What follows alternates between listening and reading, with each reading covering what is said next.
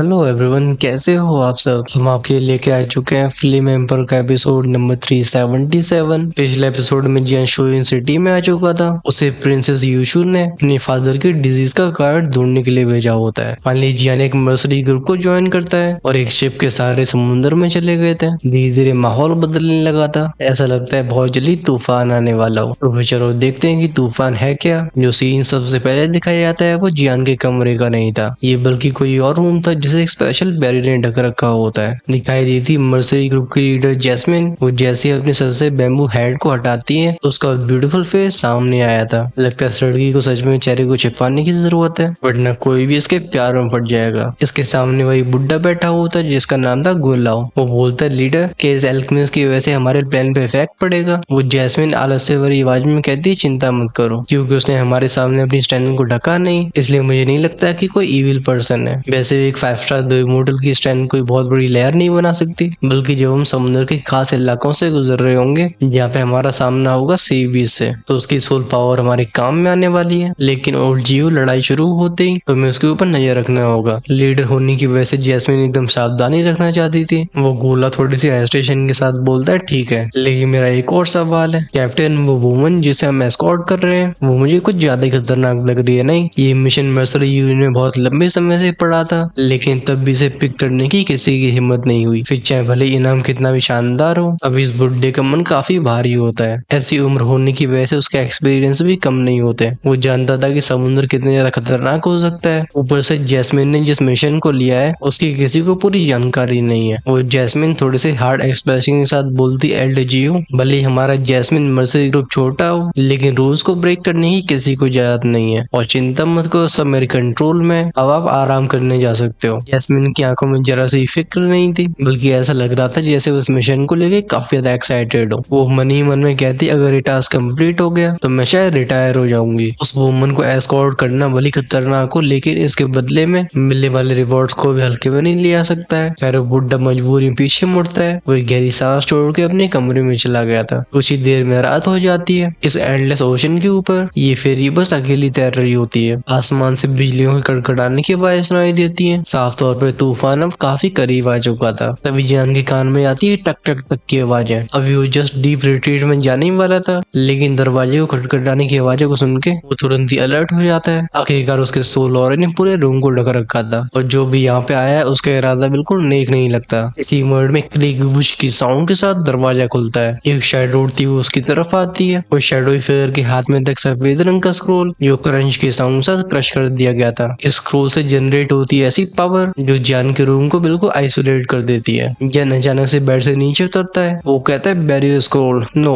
Assassination. उसकी आंखें shrink हो जाती हैं और पोस्चर एकदम अलर्ट मोड में। ये बैरियर स्क्रोल काफी महंगा था, इसे थोड़ी देर के लिए किसी भी स्पेस को एक वॉइड में आइसोलेट किया जा सकता था। ये किसी को चुपचाप से खत्म करने के लिए एकदम परफेक्ट टूल होता है। लेकिन तभी वो फिगर जिसने ब्लैक रोब पहन रखी होती है वो अपनी सर के ऊपर से हुड को उठाती है, जैसे फाइनली हमें उसकी एलिगेंट स्कर्ट दिखाई देती है। वो कहती है मास्टर यान शाओ, है ना। इस बंदी को देख के जियान के थोड़े होश उड़ गए थे, क्योंकि ये वही वूमन थी जिसे जियान ने शुरुआत में डेक के ऊपर जैस्मिन के साथ देखा था। एट द सेम टाइम जियान को बहुत ही मिस्टीरियस वाइब दे रही होती है। वो नीले रंग के कपड़ों पहनने वाली लड़की बोलती मेरा नाम है जांग यू। क्योंकि अभी अपनी स्टैंड को छिपा नहीं रही होती है, जियान अच्छे से महसूस कर पाता है कि ये बस एक 1 स्टार 2 इमोर्टल है, लेकिन ऐसी स्टैंड के साथ भी यहाँ आना कैसे कोई डर नहीं है कि कुछ और भी हो सकता है। जैन मन ही मन में सोचता है नहीं, अगर ये बात करने के लिए इतने महंगे बैरियर स्क्रोल का इस्तेमाल कर सकती है तो इसका बैकग्राउंड छोटा नहीं होगा। जांगियो फालतू की बात नहीं करती और सीधा जान से सवाल पूछती है कि सुना है आप एक एल्केमिस्ट हो, वो भी इमोर्टल लेवल के।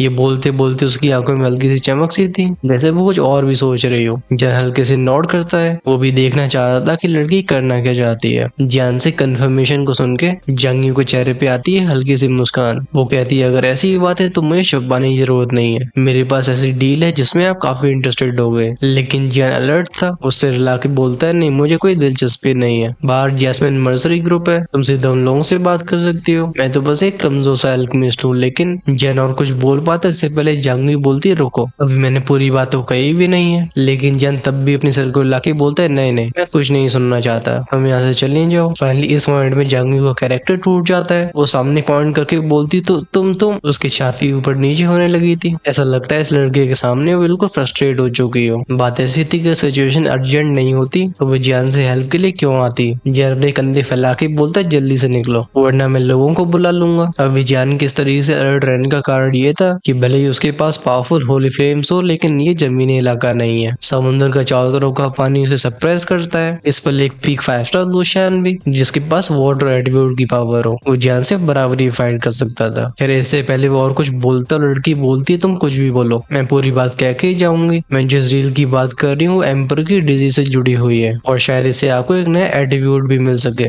जब ये इन शब्दों को सुनता है उसके एक्सप्रेशन अचानक से बदल जाते हैं। आंखें जियान की एकदम फायरी हॉट होती है जो ऑनेस्टली जांग न्यू के लिए बहुत डरावनी थी। वो खुद से पूछता है क्या मैं सच में एक नया एट्रीब्यूट हासिल कर सकता हूँ। वो जांग न्यू को ऐसे देख रहा था जैसे कोई लड़की नहीं बल्कि चलती फिरती खजाने की खदान हो। वहीं पे जांग न्यू अपना मुंह बना के हम करके कहती है कुछ लोग तो किताब के पन्नों से भी थे जो अपना चेहरा बदल लेते हैं। फिर वो जैसा रिएक्शन देखना चाहती थी वैसा ही हुआ जो उसके लिए बहुत खुशी की बात थी। जियान जल्दी सफाई देता है मुझे दोष मत दो। अगर जैस्मिन मर्सरी ग्रुप ने मुझे प्रोटेक्ट करने का वादा नहीं किया होता तो मैं समुद्री इलाके में बिल्कुल कदम नहीं रखता। आखिरकार मैं पानी से बहुत डरता हूँ। स्पेशली हम एल्केमिस्ट फायर एट्रीब्यूट को रखते हैं जो ऐसी जगहों पे आके बिल्कुल कमजोर हो जाते हैं। जब जांग न्यू देखती है कि इसकी एक्सप्लोजन कभी खत्म नहीं होने वाली वो हाथ उठा के बोलती है ठीक है अब और बहाने मत बनाओ मैं तुम्हें और नहीं सुनना चाहती। वो कुछ गहरी सांसें लेने के बाद खुद को काम करने के बाद कंटिन्यू करती है असल में जैस्मिन मर्सरी ग्रुप मेरी हेल्प के लिए आया है लेकिन मुझे नहीं लगता है कि इनमें से किसी के पास ही वो एबिलिटी है। फाइनली मजबूरी की वजह से मुझे तुम्हारे पास आना पड़ा। जान थोड़ी देर तक सोचने के बाद गहरी आवाज में बोलता है लेकिन तुमने जो कहा कि नया एट्रीब्यूट खोलना ये है क्या। कल्टीवेशन की दुनिया में एट्रीब्यूट का बंटवारा जम से ही तय हो जाता है। हाँ रेयर केसेस में लोगों के अंदर म्यूटेशंस होती हैं जिससे वो दूसरा एट्रीब्यूट भी डेवलप कर सकते हैं बट ये पॉसिबिलिटी सच में बहुत रेयर होती हैं। अभी जान के पास फायर और वुड एट्रीब्यूट था लेकिन सोल अवतार की वजह से उसके पास आ गया थंडर एट्रीब्यूट। ऑफ कोर्स उसे पूरी तरह से कंट्रोल करने में अभी समय लगेगा। वहीं पे वाटर ड्रैगन किंग के स्केल की वजह से उसे वाटर एट्रीब्यूट भी मिल चुका है लेकिन ये सब ऐसे कोइंसिडेंसेस थे जो लाखों या फिर करोड़ों में एक ही बार होते हैं। जांग न्यू हल्की सी स्माइल के साथ बोलती है जानते हो इसी डोमेन को डेविल सी कहा जाता है। जियान सिर लाके कहता है मैं नहीं जानता। इस मर्सरी ग्रुप की लीडर जैस्मिन ने जियान को कोई डिटेल नहीं बताई थी और उसने जोर जबरदस्ती करके पूछने की कोशिश भी नहीं की। जांग न्यू अपनी आवाज को एकदम डरावना बनाती है फिर वो बताती है क्योंकि यहाँ पे सीबीएसमैन ईटर्स रहते हैं इसी वजह से कहा जाता है डेविल सी। जियान कहता है शैतानों का समुंदर डेविल सी। जांग न्यू एक्सप्लेन करती कि जैस्मिन मर्सरी ग्रुप का काम बस मुझे एस्कॉर्ट करना नहीं है इन्हें सी के बिल्कुल सेंटर में पहुंचना है जहाँ बहुत ही कीमती चीजें हैं और ये तुम्हारे नए एट्रीब्यूट से जुड़ी हो सकती है लेकिन मैं तुम्हें पूरी बात इसलिए नहीं बता सकती हूँ क्योंकि इसमें बहुत बड़ा सीक्रेट जुड़ा हुआ है। जियान आंखें नैरो करके बोलता है तो जैस्मिन मर्सरी ग्रुप का असली मिशन तुम्हें बस ले जाना नहीं है। जांग न्यू कहती है हाँ इनका दूसरा मिशन है समुद्र के ओवरलॉर्ड को हंट करना। वो रुके बोलती है devil will sea dragon beast. Jian चौंक गया था और रिपीट करता है क्या devil will sea dragon beast. उसके होठ सूख जाते हैं। ये क्रीचर बस समुद्र का ओवरलॉर्ड ही नहीं होता है ये बल्कि ड्रैगोनिक ब्लड लाइन को भी पोजेस करता है। जांग न्यू आगे कहती है सी बीस्ट पहली कैटास्ट्रोफी सर्वाइव कर चुका है। अब तो जियान की मन में और भी घबराहट बढ़ जाती है। फाइनली इस मोमेंट में इंसानों के इर्शाद दोशान के ऊपर के राज खुलते हैं। बात ऐसी है कि इंसानी कल्टिवेटर्स को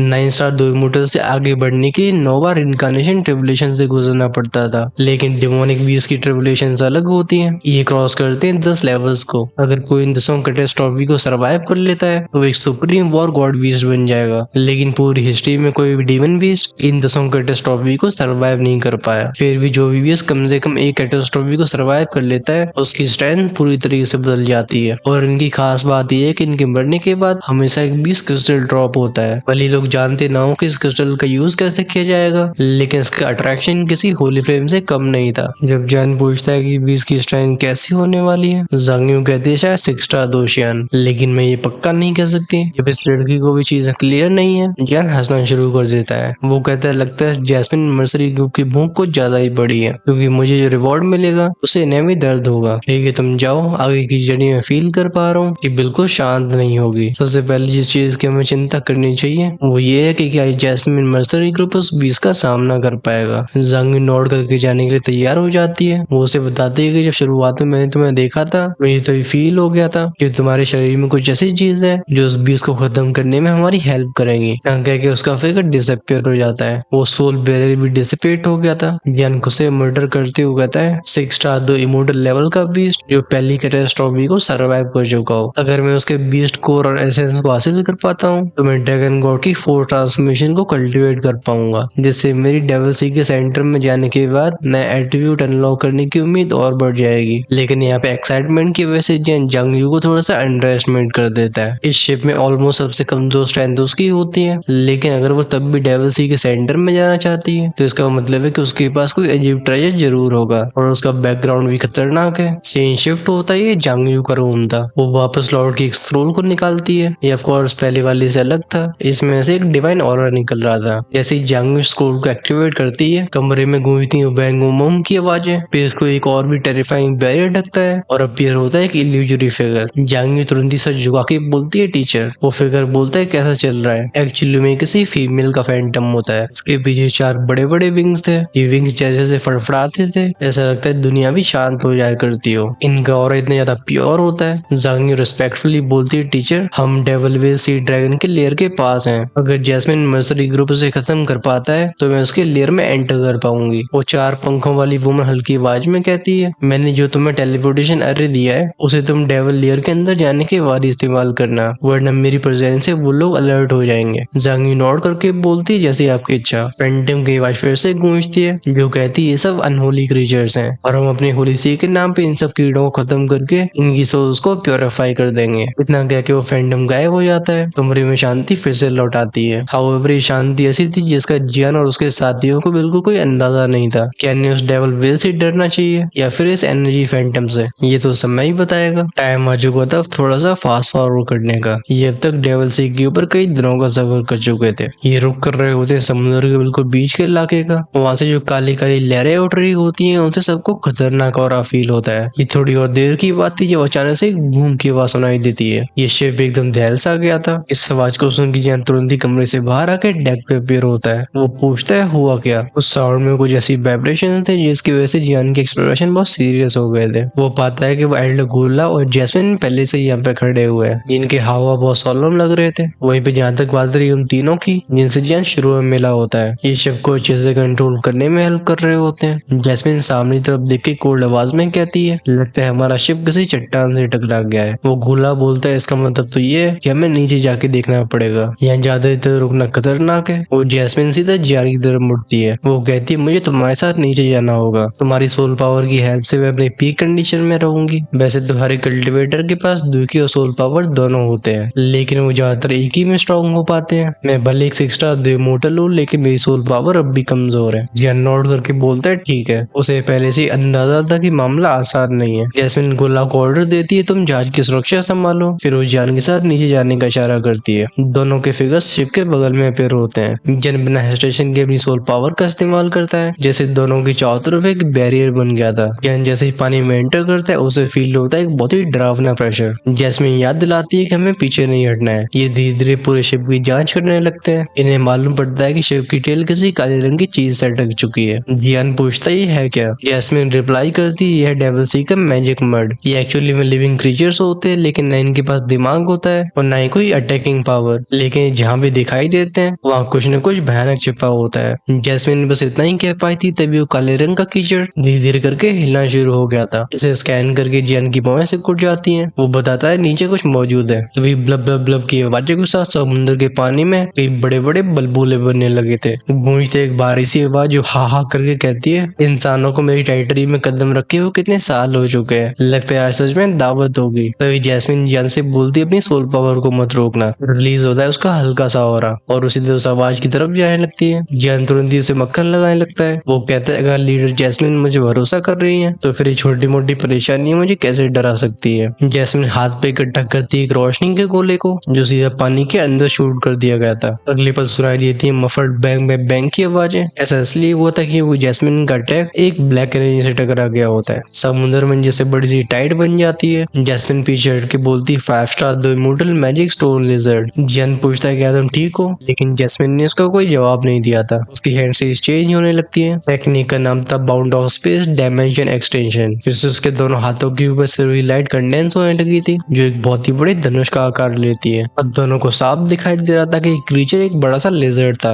और इसकी आंखें एकदम खून जैसी लाल होती हैं। स्पेशली जैस्मिन जैसे अपने सिल्वरी बो की स्ट्रिंग को खींचती है, लगता है देख के उस क्रीचर की आंखों में पागलपन भर गया था। वो रो रो रो करके धाड़ मारने लगता है जैसे उसकी स्ट्रेंथ कई गुना बढ़ जाती है। इसके उसके सिम्टम्स को देख के जियान आंखें नैरो करके बोलता है कुछ ऐसी हालत शोइन सिटी के लोगों की भी थी जिन्होंने अचानक से पागल लोगों के सिटी लॉर्ड के ऊपर हमला किया था। यहाँ पे चल के आ रहा है। अभी जैस्मिन का कॉल आता है, येनशाओ जल्दी से अपनी सोल पावर का इस्तेमाल करके मेरे साथ हमला करो वरना बड़ी मुसीबत बन जाएगा। वो अपनी बोगी प्रत्यंचा को छोड़ते हुए बोलती है space slash. At the same time जानवी यूमिंग के ट्रांस का इस्तेमाल करता है। इन दोनों टेरिफाइंग अटैक्स का असर ये हुआ था कि सबसे पहले जान की सोल पावर उस सीवीएस को वहीं पे स्टन कर देती है। फिर जैस्मिन की टेक्निक ने उसके कई हिस्से कर दिए थे। वो सीवीएस पूरी तरीके से खत्म हो जाता है। अभी जियान के एक्सप्रेशन तो नॉर्मल थे लेकिन जब जैस्मिन जियान को देख रही थी उसकी आंखों में कुछ अलग आ चुका था। उसे शुरुआत में लग रहा था कि लड़का भी बाकी के अल्केमिस्ट की तरह आलसी और एकदम कमजोर होगा, लेकिन अब उसे समझ में आया कि इसकी सोल पावर बिल्कुल भी नॉर्मल नहीं है। लेकिन तभी जियान अपने सर को लाके बोलते हैं नहीं, लगता है अब हमारा जाना आसान नहीं है। ये सुन के जब जैस्मिन नीचे की तरफ देखती है गहरे समुद्र में अचानक से कई लाल आंखें खुल रही थी। इनमें एकदम एंडलेस किलिंग इंटेंट भरा होता है। लगता है वो क्रीचर तो बस शुरुआत थी, अब टाइम आ चुका था जब असली ओवरलॉर्ड ऊपर आएगा। इस मोमेंट में जैस्मिन की चेहरे पे एक स्वीट स्माइल थी। ऐसा लग रहा था वो इस मोमेंट का इंतजार कर रही हो। वो कहती मैंने उम्मीद नहीं की थी किस्मत इतनी अच्छी होगी। एक बार जैस्मिन के मर्सरी ग्रुप के साथ बहुत ही डेंजरस इंसिडेंट हुआ था। वो भी एक सी मिशन था। तब इनका सामना सीबीएस से होता है। सिचुएशन तब बहुत ज्यादा डायर हो गई थी। अगर तब जैस्मिन ने अपनी सारी एबिलिटीज का इस्तेमाल करके उस बीस्ट को नहीं रोका होता तो उसके सारे टीममेट्स मिट जाते। वेल तभी से उस बीस्ट और जैस्मिन के बीच में गहरी दुश्मनी हो चुकी है। उसके मुंह से भी कूल स्नॉट का साउंड गूंजता है। इस आवाज को पहचान के समुद्र उफान मारने लगा था, जैसे सी गॉड एकदम गुस्सा हो चुके हो। गूंजते देखते रोर की आवाज भी समुद्र के अंदर छिपा हुआ ड्रैगन सी बीस्ट कहता है तुम कुछ इंसानों भली पिछली बार बच गए हो लेकिन मैं इस बार तुम सबको 8 टुकड़ों में काट दूंगा। इस ओशन का मैं असली राजा हूँ, डेविल सी का ओवरलॉर्ड। जैसे बिना समय गवाए जियान को सोल ट्रांसमिशन भेजती है कि येनशाओ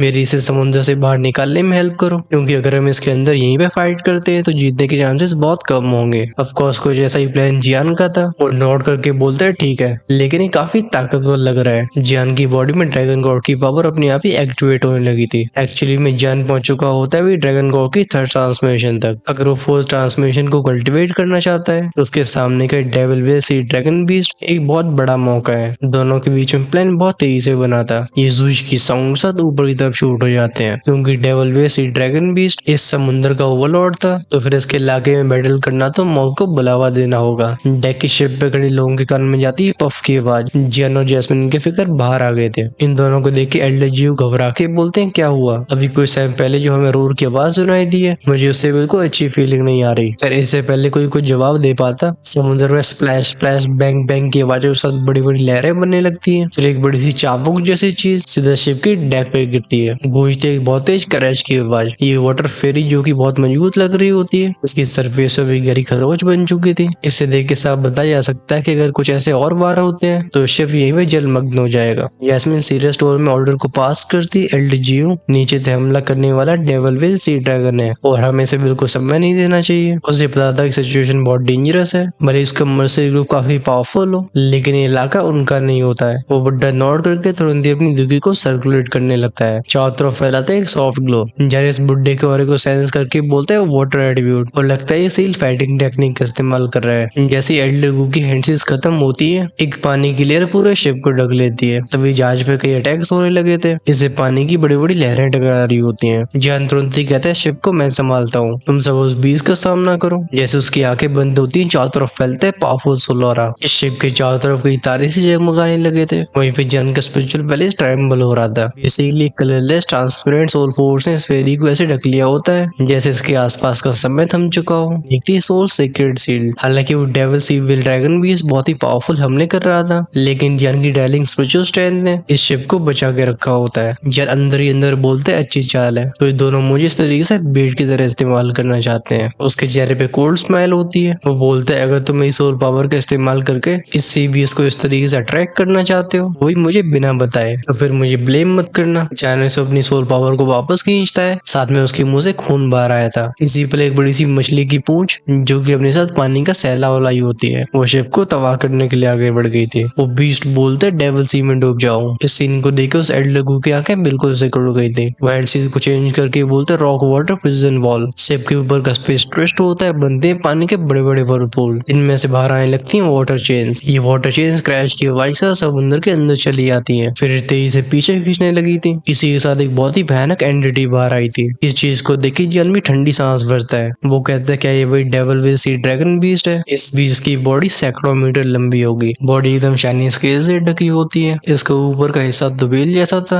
आंखें गहरी नीली और ड्रैगन जैसी पूंछ जो लगातार लहरा रही होती है। स्पेशली जियान को जो बेस्टियल ऑरा फील होता है वो रोंगटे खड़े कर देने वाला था। धाड़ के बोलते नीच इंसानों, इस बात में कोई नहीं बचा सकता, स्वागत करो मेरी मैजिक टाइड का। इसके बाद तो इसे धाड़े लगाता है जो जैस्मिन, जियान और एल्डगू के दिलों को चीर देती हैं। अब एल्डगू और जैस्मिन की आंखें एकदम लाल हो गई थी। वो एल्डगू चिल्ला के बोलते यंशाओ अपने सोल डिफेंस को मेंटेन करो, लेकिन जियान अपने सिर को हिलाता है। वो मन ही मन में खुद से कहता है इन दोनों ने मुझे चारा बनाने की कोशिश की, अभी मुझसे अच्छा करने की उम्मीद कर रहे हैं। अगर मैं यहाँ पे अपनी पूरी पावर का यूज कर लेता हूँ तो फिर आगे जो होगा उसमें मैं कुछ नहीं कर पाऊंगा। एक तेज बूम की साउंड के साथ वो ड्रैगन टेल उस बैरी से टकराई थी, जैसे शील्ड में कई क्रैक्स बनने लगते हैं। इस मंजर को देख के उस एल्डगू की आंखें खौफ से भर जाती हैं। उसकी फाइटिंग स्पिरिट टूट गई होती है। बेसिकली वो बिल्कुल लड़ने के लायक नहीं होता है। एक तरफ जैन ने जानबूझ के बहाने बनाए होते हैं, दूसरी तरफ उस जीवलाओ की गंदी हालत थी। बची रह गई थी जैस्मिन जो कि अपने दोनों हाथों को मिलाती है। जब ये हाथ अलग होते हैं बीच में फ्लोट कर रहा था एक लाल रंग का लिक्विड। इस चीज के अपीयर होती मफल्ड बैंग बैंग बैंग की आवाजों के साथ फैलता है बहुत ही सफोकेटिंग हो रहा। लेकिन डेविल बीस्ट इसके ऊपर ध्यान नहीं देता। वो हाँ करके बोलता है क्या तुम इस चीज का इस्तेमाल करके इस ओवरलॉर्ड से बचना चाहती हो। छपाक छपाक की आवाजों के साथ उसकी ड्रैगोनिक टेल पानी की सतह पे तेजी से टकराती है, जैसे बनने लगती हैं बड़ी बड़ी लहरें। कुछ देर में लहरें हरिकेन्स में बदल जाती हैं। जब इन वाटर हरिकेन्स के अंदर के डेथली और कुछ जैन फील करता है वो खुद से बोलता है इसकी पावर सच में टेरिफाइंग है। लेकिन मुझे ऐसा क्यों लग रहा है कि जैस्मिन जिस टेक्निक का इस्तेमाल कर रही है उससे भी ज्यादा डेंजरस है। तभी जैस्मिन के होठ हिलते हैं। वो सामने की तरफ इशारा करके बोलती सील दो skill the fire of dawn. वो फायरी रेड लिक्विड तुरंत ही बढ़ गया था सीविल डेविल भी इसकी तरफ। ये बीच में किसी मीटेरॉइड की तरह लगने लगता है। गूंजती है शाबू शाबू शाबू की आवाजें, आसमान को आग ढकने लगी थी। फाइनली टेक्निक बीच में जाके एक्टिवेट हो जाती है। इसमें ऐसा भयानक सीक्रेट ऑरा रैप्ट हुआ था जिसका फायरी ग्लोस वेल ड्रैगन भी इसको चारों तरफ से जकड़ लेता है। वहीं पे उसकी पूरी बॉडी को फ्लेम ग्लो ने ढक लिया था। अभी आंखें तो जियान की फटी रह गई होती हैं। वो कहता है ये होली रैंक पीक लेवल की फाइटिंग स्किल है। वो डेविल वेस्ट ड्रैगन बीस्ट जो कि अपने आप को बहुत बड़ी तोप समझ रहा था, अचानक से उसकी पूरी आंखें श्रिंक हो गई होती हैं। ये सीलिंग स्किल? वो बोलता है नहीं, ये मेरे लिए बहुत खतरनाक है। उस जैसे बीस्ट भी दो स्किल्स का इस्तेमाल कर सकते थे, लेकिन सीलिंग दो स्किल्स का यूज वही कर पाते हैं जो ह्यूमन फॉर्म को ले चुके होते हैं। ऐसी स्किल्स एकदम फेटल होती हैं। अगर ये चीज उससे टकरा जाती है तो इस तरीके से ऐसा हो जाएगा कि उसका बड़ी आसानी से खात्मा किया जा सके। वो जबड़ा फाड़ के एक बहुत ही भयानक रोर करता है। उसकी बॉडी के स्केल्स ग्लो करना शुरू कर देते हैं। फाइनली उसकी ड्रैगोनिक टेल जिसपे अब तक हल्के से नीले रंग के स्केल्स थे, इनमें डार्क गोल्डन ड्रैगन पैटर्न्स चमकने लगे थे जो जैस्मिन के अटैक की ऑरे को भी रोक रहे होते हैं। ये देखी जैन ट्रेमलिंग आवाज में बोलता है ये क्या इसी यालोंग ब्लड लाइन की पावर है। वो नीचे चिल्ला के बोलते हैं ड्रैगन टेल माइटी। उसकी पूंछ फूलना शुरू हो जाती है, साथ में बढ़ती है डार्क गोल्डन पैटर्न्स की चमक। अब जब वो अपनी पूंछ को फटकारता है एक तेज बैम की साउंड से उस मेटेरॉइड को चकनाचूर कर दिया गया था। साथ में शांत होता है चारों तरफ फैला हुआ फ्लेम ग्लो। क्योंकि जैस्मिन की टेक्निक फेल हो गई थी, उसके होठों के किनारे से हल्का सा खून बाहर आया था। वो तब भी हंस के बोलती ड्रैगन क्लैनिंग की पावर सच में रेपुटेशन की वर्दी है, लेकिन भूलो मत मैं भी एक 6 स्टार 2 इमोर्टल हूँ और मेरे पास है स्पेस एट्रीब्यूट। ये कहते इसके बाद तेज हो गई थी। टेक्निक थी space barrier in the bundle. वो डेविल वेल जिसने एक बहुत ही हैवी अटैक का यूज किया होता है वो भी खुद को रिकवर कर रहा था, लेकिन तभी स्पेस में क्लंच क्लंच की आवाजें गूंजती हैं। ये प्रिज्मेटिक क्रिस्टल्स की तरह फूटना शुरू हो गया था। ये स्पेस के फ्रैगमेंट सीसों की तरह उस devil well dragon sea creature को अपने अंदर कैद कर लेते हैं। एट द सेम टाइम उस ड्रैगन टेल की पावर भी गायब हो जाती है। जैस्मिन कोल्ड आवाज में कहती है 2 सेलिंग फाइटिंग स्किल्स। मतलब अब कैसा लग रहा है? इन 2 टेक्निक्स को यूज करने में जितनी एनर्जी यूज हुई होती है वो उसे बता दी। अभी उसकी सांसें भारी हो चुकी होती हैं, लेकिन वो ड्रैगन बीस्ट अब पूरी तरीके से हवा में कैद हो चुका था। अब क्योंकि उसके पास वाटर एट्रीब्यूट का सपोर्ट नहीं होता है तो चीजें बिल्कुल बदल चुकी होती हैं। लेकिन अजीब बात यह थी कि कैद होने के बाद भी डेविल वेल ने कोई खास रिएक्शन नहीं दिखाया था। वो पहले जैस्मिन को खुश होने देता है, फिर वो धीरे से बोलते तुम सच में होशियार हो जैस्मिन, लेकिन तुमने एक फेटल मिस्टेक कर दी। उसकी आवाज गूंजती है। वो कहता है वेलकम करो मेरी फोर्सेस का।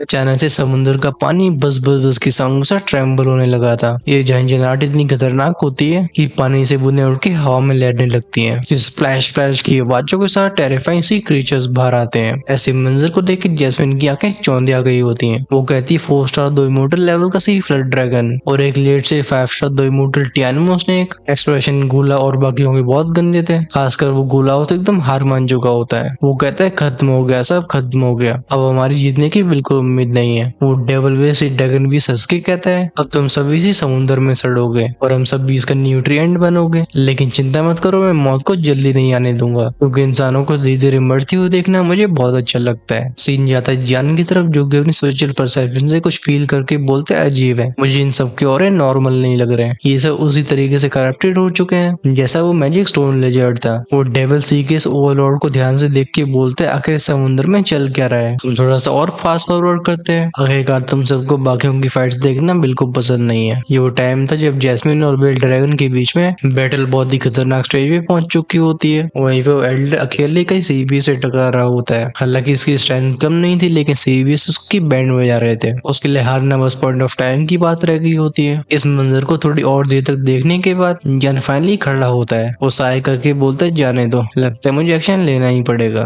भले औरों की नजरों में सीबीएस बहुत ही डेंजरस हो लेकिन उसके सामने एकदम चाय कम पानी होते हैं। वो घुस जाता है आसमान की तरफ जब बैटल का रिजल्ट ऑलमोस्ट सामने आ चुका था। वो डेविल वेल जैस्मिन को सरप्राइज कर चुका था। इन दोनों की टेरिफाइंग बैटल की वजह से स्पेस अब भी रिकवर नहीं हो पाया होता। जैस्मिन तेजी से खांसती हुई अपने हाथ को देखती है जो कि खून से रंगा हुआ था, उसकी सांसें काफी हैवी होती है। जैस्मिन को अपने एक्शंस बिल्कुल बच्चों की तरह लगते हैं। वहीं पे डेविल वेस ड्रैगन बीस्ट उसके साथ खेल रहा होता है क्योंकि जब वो एक्चुअली में रूथा से फाइट करना शुरू करता है बैटल का रिजल्ट क्लियर होने लगा। वो डेमोनिक बीस्ट अपनी टेल को लहराते हुए बोलता है बच्चे क्या हुआ, तुम तो भी बड़ी बड़ी बातें कर रही थी। जैस्मिन के एक्सप्रेशन हार्ड होते हैं, ऐसा लगता है वो फाइनली एक डिसीजन में पहुंच चुकी हो। इस मिशन की उसकी पूरी जिम्मेदारी होती है और अभी उसकी मसरी टीम के मेंबर्स उसकी हेल्प नहीं कर सकते थे। जैस्मिन सोच लेती है कि उसे मरना भी पड़ता है वो तब भी अपने टीममेट्स को बचा के रहेगी, लेकिन जस्ट इसी मोमेंट में डेविल बीस्ट की नजरें नीचे जाती हैं। वो कहता है वेट ये क्या है, उसे सर पे से एक बहुत ही स्कॉचिंग ऑरा फील हुआ था, साथ में सीबीएस की चीखों की आवाजें भी गूंज रही होती है। जब हम भी नीचे की तरफ फोकस करते हैं जन ताली बजा के बोलते हु ये लोग तो काफी कमजोर लग रहे हैं। अभी जस्ट उसने आखिर सीबीएस को बूंद डाला था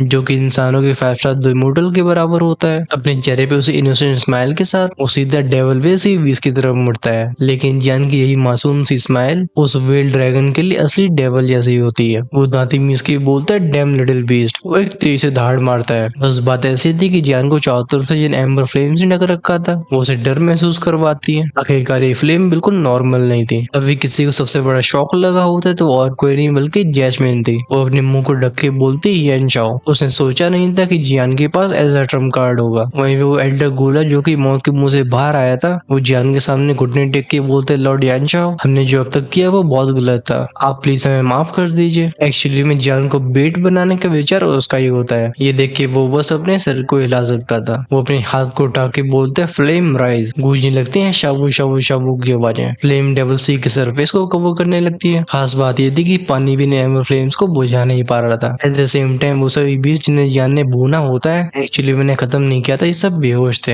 एक एक करके अपनी आंखें खोलते हैं, आसमान में गूंजती हैं गड़गड़ाने की आवाजें। वहीं पे जैस्मिन अपने शिप के डेक पे गिर गई थी और उसके पास लड़ने की कोई पावर नहीं होती है। वो देखती है कि जिन भी उसको जियान ने बेहोश कर दिया था अब खुलने वाली इनकी आंखों में पागलपन था। ऐसा लग रहा था जैसे वो जियान और डीवन वेल ड्रैगन बीस दोनों को निगलना चाहते हो। कुछ अजीब तो उस वेल ड्रैगन को भी लगता है। वो धाड़ के बोलता है तुम सब वापस जाओ, लेकिन वो बीस पीछे हटने की जगह आगे बढ़ने लगते हैं। इनकी बॉडी से बाहर आने वाली फ्लक्चुएशंस और भी वॉलेंट होती जा रही थी। ये देख के जियान कहता है डीमनाइज्ड। वो अपनी फ्लेम्स का इस्तेमाल करके शिप के चारों तरफ एक बैरियर बना लेता है जिसके वो खुद भी अंदर चला गया था। वहीं पे क्रैश क्रैश बूझ की आवाजों के साथ वो सारे बीस्ट अपने किंग को बीच में घेर लेते हैं। शुरू हो जाती इंटरनल फाइटिंग। ये एक एक करके उस क्रीचर को चबाना शुरू कर देते हैं। क्योंकि इनकी तादाद भी अच्छी होती है तुरंत ही वो डीवन वेल सी ड्रैगन भी दर्द महसूस करता है। वो चीख के बोलते है तुम ये मेरे शरीर को क्यों चबा रहे हैं, लेकिन पागल भी किसी की नहीं सुनते। उसकी बॉडी जिसे इसके डिफेंस ने ढक रखा था वो पश पश की साउंड से फटनी शुरू हो जाती है। डीवन वेल ड्रैगन धाड़ के बोलता है दफा हो जाओ। उसके चारों तरफ सी टोर्नेडो बनाता जो पास आने वाले बीस को एकदम चरमरा के रख देता है। इन पागल बीस के परकच्चे उड़ गए थे जैसे हवा में एक बहुत ही गंदी सी स्मेल फैलती है। ऑफ कोर्स उस वेल ड्रैगन के बहुत सारे घाव बन चुके होते हैं जिनके ऊपर धीरे धीरे करके लाल रंग के पैटर्न सब पे रोने लगते हैं। जब जैस्मिन ने सीन को देखती है वो कहती है हो क्या रहा है। वो एल्डर गुलाब भी चौंक गया था। जैन इस मौके का पूरा फायदा उठाता है। वो सामने पॉइंट करके बोलते एम्बर रॉक सोल फायर। उसके हेड के ऊपर फ्लेम कंडेंस होने लगी थी जिसमें से निकलती एकदम सूरज की जैसी चमक। जब वो डीवन वेल सी ड्रैगन बीस इन फ्लक्चुएशंस को पास से महसूस करता है तो एक हॉरिफाइड आवाज में कहता है ये होली फ्लेम है। उससे फाइनली मौत का डर सताने लगा था। वो अपने चारों तरफ और भी लहरों को बुला के बोलता है डिफेंड मी, लेकिन उसके लिए अफसोस की बात है कि जान की फ्लेम पहले से ही उसके डेविल सी से कनेक्शन को तोड़ चुकी थी। उसके घाव के ऊपर बनने वाले ब्लडी पैटर्न्स दो शब्दों को बनाते हैं, ये थे डीमन। इसी वो छोटा सा सूरज जैसा जियान ने बनाया होता है, वो बूम की साउंड से सीधा उस डेविल बी से टकरा गया था। हम स्पेस की फैब्रिक में भयानक रिपल्स बनते हुए देखते हैं, जैसे एक बहुत ही बड़े पंजरे से पकड़ के हिला दिया हो। कोई नोटिस नहीं कर पाता कि जान की फ्लेम के गोले के अंदर कई शार्प रूलर अटैक्स भी छिपे हुए थे, जो कच्चा कच्चा की आवाज से उस बीच के कई टुकड़े कर देते हैं और जाने ने चुपचाप से अपनी स्टोरी में रख लेता है। इसी पर एक लड़की जो कि अपने कमरे से बाहर नहीं आई थी, वो खिड़की से झांक के बोलती है टिस्क टिस्क। इस यान शाओ नाम के लड़के से मुझे सावधान रहने की जरूरत है। अब एग्जैक्टली किसको किसे अलर्ट रहना चाहिए तो बाद में मालूम पड़ेगा, लेकिन अभी डीमन वेल्स ड्रैगन बीस का खात्मा हो चुका था। बस लोग नहीं जानते थे कि क्या इसकी मौत की असली वजह जैस्मिन थी, ये उसके पागल सबोर्डिनेट्स का रिबेलियन, या फिर जान की होली फ्लेम्स। खैर मामला चाहे कुछ भी हो, जान अपना मकसद अचीव कर चुका था। बैंड तो भी तुम्हारे भाई की बच चुकी है। इस एपिसोड को एक्सप्लेन करना इतना टफ था